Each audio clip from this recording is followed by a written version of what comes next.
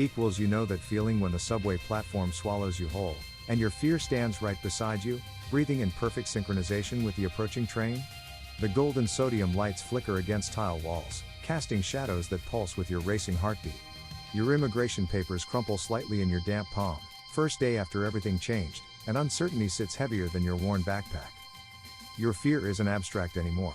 It's a solid presence, wearing your exact height, mirroring your trembling hands. Its breath smells like cold metal and uncertainty. What if they send you back? It whispers, and you feel your throat constrict, words trapped behind a wall of potential rejection.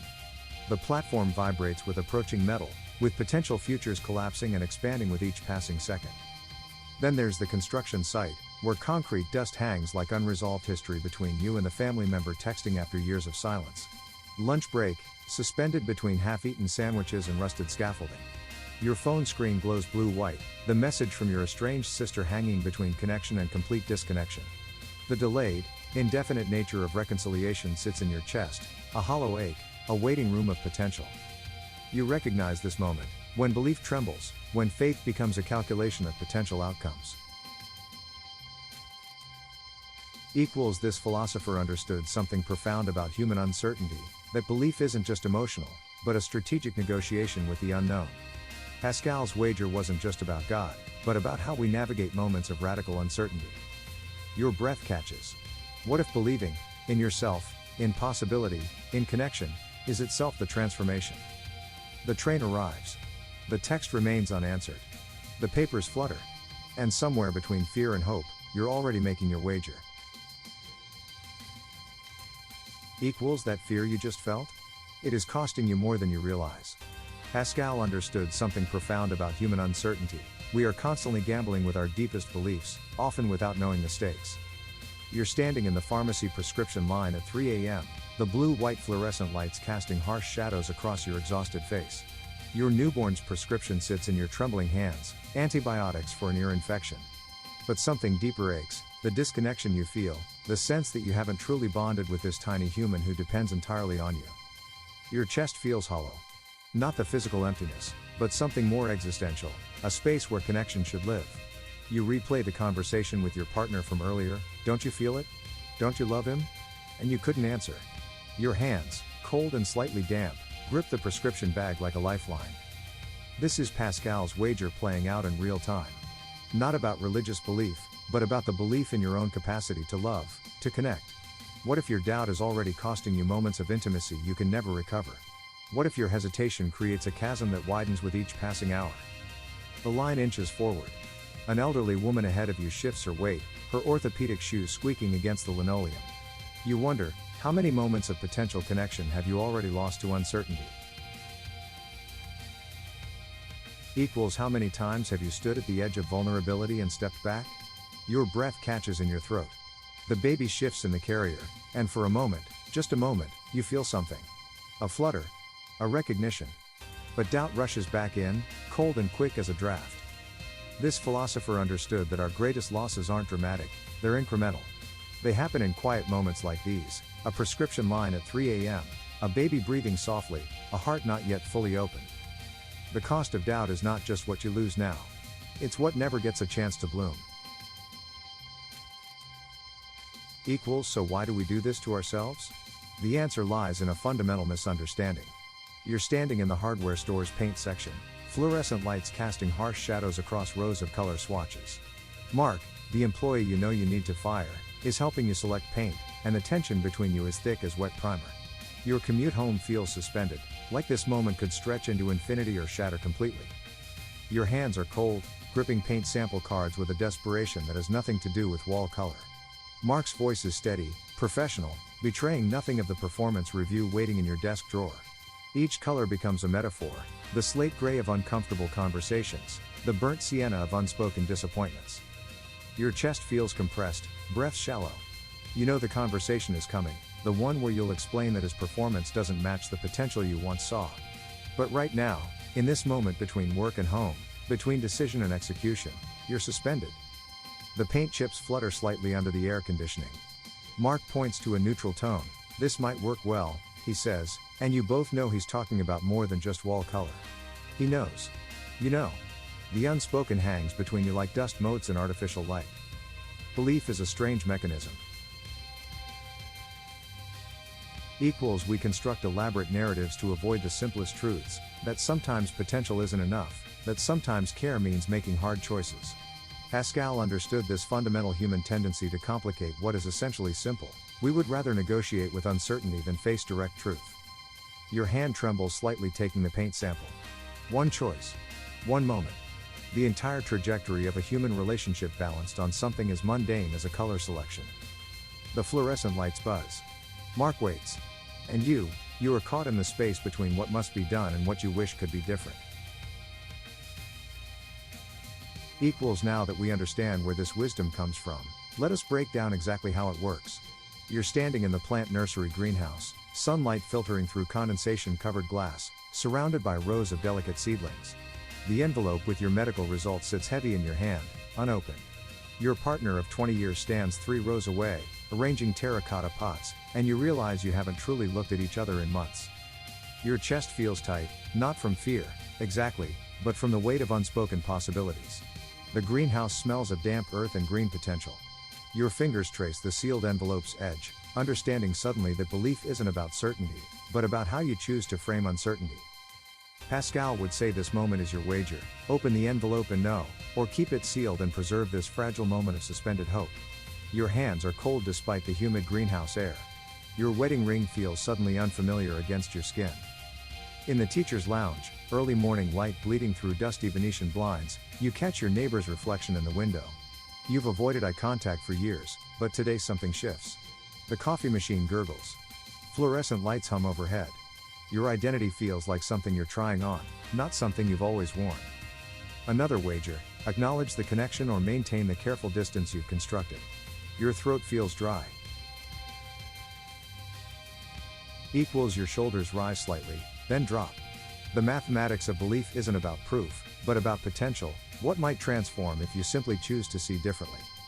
Sunday evening settles like a heavy blanket in your therapist's office. Your ex-spouse sits across from you, both of you performing the careful choreography of co-parenting. The silence feels textured, loaded with unspoken negotiations. Your hands rest on your knees, fingers slightly spread. This is Pascal's true wisdom. Some decisions aren't about being right, but about how you want to live with uncertainty. Your breath deepens. The room's soft lamplight catches the edge of a picture frame.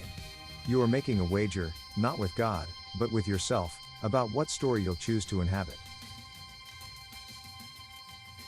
Equals here is where everything shifts. This is not just a technique, it is a complete transformation. The living room feels thick with unspoken history, golden lamplight casting shadows across your mother's familiar yet strange face. Your insurance claim paperwork sits between you like a silent witness, the night before your surgery pressing against your chest with a weight both physical and emotional. Her eyes drift, sometimes recognizing you, sometimes looking past you into some distant memory. Your hands tremble slightly as you slide the form across the coffee table, watching her fingers, once steady, now slightly curved with age, touch the edges. You've spent years preparing for this moment, documenting her care, tracking every medical detail, knowing that tomorrow's surgery could change everything. But right now, in this quiet space between memory and forgetting, you realize the claim is more than paperwork. It's a map of love, of responsibility, of the intricate ways we hold each other together. Her gaze shifts, momentarily sharp. Did I tell you about? And then she's lost again, the thought dissolving like mist. You feel your throat tighten, not with grief, but with a sudden understanding. This moment transcends the practical. This is about bearing witness, about honoring a connection that exists beyond clear recognition. The lamplight catches the edge of the form, and you see not just a document, but a testament. Equals a testament to the moments between clarity and confusion, between connection and separation. Your breath deepens. Something inside you settles. You are not just filling out a form. You are mapping a relationship more complex than any bureaucratic language can capture. Here, in this soft light, surrounded by family photographs and the quiet hum of an aging house, you understand. Love does not require perfect memory. It requires presence. And in that understanding, everything changes. Equals understanding the shift is one thing. Here is how you practice it, starting today. The auto mechanic's waiting room smells like motor oil and desperation. Your moving truck is parked outside, boxes stacked like a cardboard fortress of Dubai. Jake sits across from you, or what's left of Jake. The friend you knew has been replaced by someone harder, someone who judges your debt management strategy with quick, dismissive glances. Your hands are cold. Knuckles white around the insurance estimate. The fluorescent lights buzz overhead, casting everything in that harsh, unforgiving glow that makes mistakes impossible to hide. You've got 1 hour before everything changes. 1 hour to decide how much of your old life you're willing to carry forward. The debt dissolution technique starts here. Map your financial wounds like a cartographer charting unknown territory. Not with shame, but with clinical precision. Each unpaid bill, each lingering credit card balance, these are not failures. They are data points. Territories to be understood, not feared. At the high school reunion, you're standing near the punch bowl, watching the version of yourself you thought you'd become. She's sharper, more confident. The crafting project you've been nursing, a delicate ceramic bowl with hairline fractures you've been trying to repair, sits in your hands like a metaphor. The possibility reconstruction method whispers, some breaks cannot be hidden. Some dreams require complete remaking. Equals you're on the last day before your life splits in two. The bowl in your hands represents everything unfinished, everything waiting to be transformed. In the unemployment office, fluorescent light bleeding across linoleum, you're facing a client who sees right through your carefully constructed expertise. Your shoulders are tight. Breath shallow. The calm before the storm feels electric, charged with potential. The expertise embodiment protocol demands, stand in your knowledge. Not as defense, but as invitation. Your body knows more than your doubt allows. Let your expertise be a living, breathing thing, not a shield, but a bridge. 3 scenarios. 1 fundamental truth: belief is not about certainty. It's about practicing courage when the path is unclear. Your wager isn't against the universe. It's with yourself. Equals once you have practiced these techniques, the next step is weaving them into daily life. You're sitting in the veterinarian's examination room, fluorescent light casting sharp shadows across the sterile white tiles. It's your birthday, and you're alone, painfully, achingly alone. Your mother-in-law's disapproving voice echoes in your head from last week's conversation, her subtle judgment about how you're handling grief. The metal examination table feels cold against your palms. You've brought your dog's favorite blanket, the one he loved most before the cancer took him. Your fingers trace the worn blue fabric, remembering how he would curl into it during thunderstorms. The room smells of antiseptic and something deeper, something that reminds you of loss. Your chest tightens. Birthdays were always about him, about walks in the park, about shared moments of pure connection. Now there's just silence. The clock ticks 2:37 p.m., and you realize grief isn't linear. It's a landscape you navigate, sometimes stumbling, sometimes standing firm. Your jaw clenches so tight your molars ache. You're holding something profound in this moment, not just sorrow, but the radical act of continuing. Of showing up. Of understanding that love doesn't end with physical presence. The wedding reception's golden hour light bleeds through the windows, catching dust motes like suspended memories. Equals you're standing on the dance floor, watching couples twirl, your new romantic interest hovering just at the edge of your peripheral vision. It's your wedding anniversary, and everything feels hollow. Your hands are cold. Your stomach knots with the uncertainty of this new connection, someone you want to trust but haven't fully allowed yourself to believe in.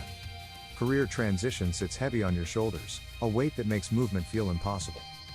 Midway through a dental procedure, mouth stretched open, vulnerable, you're thinking about your ex. The dentist's drill hums a strange melody. You're running late, physically unable to rush, trapped in this chair with memories flooding in. Your breath catches. The dental light is harsh, unforgiving. You realize decisions aren't always about speed, sometimes they're about presence. About being exactly where you are, processing what needs processing. This is not perfection, it is direction. Equals let us bring this full circle. Remember where we started? You're standing in the parking garage stairwell at 4 a.m., moonlight seeping through the concrete slats, your younger self sitting on the cold metal steps beside you. Your breath comes shallow, chest tight with the familiar pre-dawn dread that used to consume you, that feeling of being trapped between sleep and waking, between who you were and who you might become. The fluorescent exit sign flickers, casting a sickly green across your trembling hands. You remember this moment, 27, broken, terrified of the day ahead. But now? Now you're watching yourself, witnessing the transformation. Your older hands, steady now, marked with experience, rest near your younger self's clenched fists. In the courthouse hallway, midnight dark and empty, you stand face to face with someone who once wounded you deeply. The nightmare that dragged you here still echoes in your ears, not with anger, but with a strange compassion. Your jaw, once rigid with resentment, now softens. You understand now that forgiveness isn't about them. It's about releasing the weight you've carried. On the rooftop, city lights bleeding into a navy sky, you're waiting. Waiting for news that won't come today. A stranger sits nearby, something in their profile reminding you of a long-forgotten memory. You're stirring something, a ritual, a soup, a moment of connection. Your hands move with a grace they never had before. Deliberate. Calm. Pascal understood something profound. Faith isn't about certainty. It's about choosing to believe even when the path isn't clear. It's about transforming uncertainty into possibility. Your transformation isn't a destination. It's this moment. Right now. Breathing. Choosing. Believing. If this opens something in you, subscribe and hit the notification bell so you never miss a video. Share this with someone ready to hear it. Drop a comment. What insight hit you hardest? Watch the video appearing on screen now. Your transformation starts not tomorrow, right now, in this breath, in this choice.